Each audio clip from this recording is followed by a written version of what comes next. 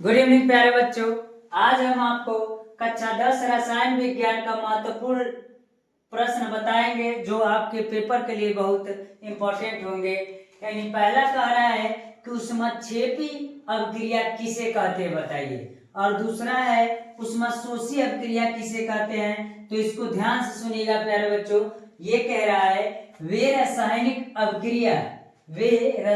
अभिक्रिया जिनमें ऊष्मा उत्सर्जित होती है, यानी उत्सर्जित का मतलब मुक्त होती है, तथा अभिक्रिया का मिश्रण का ताप बढ़ जाता है, ऊष्माक्षेपी अभिक्रिया कहलाती है। तो ये कह रहा है वे रासायनिक अभिक्रिया जिनमें ऊष्मा उत्सर्जित होती है, यानी वह रासायनिक अभिक्रिया जब वह रासायनिक अभिक्रिया होती है तो उस समय से ऊष्मा निकलती है, ऊष्मा लगता नहीं है, ऊष्मा क्या होती है, निकलती है, और उसका ताप भी बढ़ जाता है।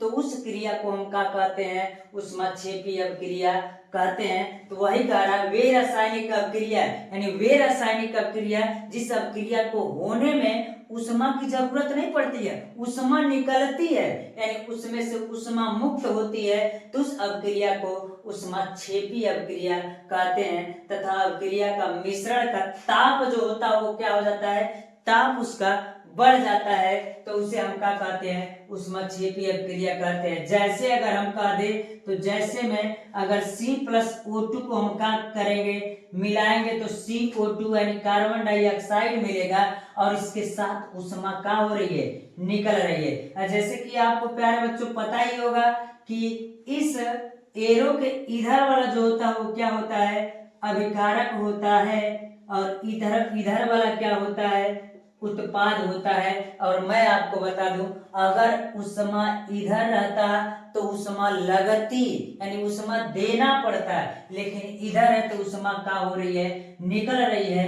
तो उस रासायनिक अभिक्रिया को हम क्या कहते हैं, ऊष्माक्षेपी अभिक्रिया कहते हैं। अगला जो टॉपिक कह रहा है ऊष्माशोषी अभिक्रिया। ऊष्माशोषी अभिक्रिया, तो ऊष्माशोषी से ही क्लियर हो गया, ऊष्माशोषी यानी शोषित करना, यानी ऊष्माशोषी यानी वे रासायनिक अभिक्रिया जिनके फलस्वरूप ऊष्मा अवशोषित होती है, यानी वह रासायनिक अभिक्रिया जिस क्रिया को होने के लिए ऊष्मा निकलती नहीं है, उस रासायनिक अभिक्रिया को करने के लिए ऊष्मा की आवश्यकता होती है, तो उस क्रिया को हम क्या कहते हैं, ऊष्माशोषी अभिक्रिया कहते हैं। और इसमें क्या होता है, अभिक्रिया के मिश्रण का जो ताप होता है ना, वह ताप क्या हो जाता है, घट जाता है। तो प्यारे बच्चों आप कह सकते हैं कि वह रासायनिक अभिक्रिया जिसके फलस्वरूप यानी उसके होने पर, यानी वह अभिक्रिया होने पर उसमें ऊष्मा लगती है, यानी अलग से हमको ऊष्मा क्या करना पड़ता है, लगाना पड़ता है, निकलता नहीं है, तो उस अभिक्रिया को हम क्या कहते हैं, ऊष्माशोषी अभिक्रिया कहते हैं। और इसमें मिश्रण का ताप जो होता है वो क्या हो जाता है, घट जाता है। तो हम कह सकते हैं N2+O2 का जब क्रिया करेंगे तो इसमें ऊष्मा क्या होगी, लगेगी, यानी जब ऊष्मा लगेगा तो 2NO का होगा, बनेगा, और उस समय इसका ताप का हो जाएगा, घट जाएगा प्यारे बच्चों। तो उम्मीद है कि आपको यह बात समझ में आ रही होगी।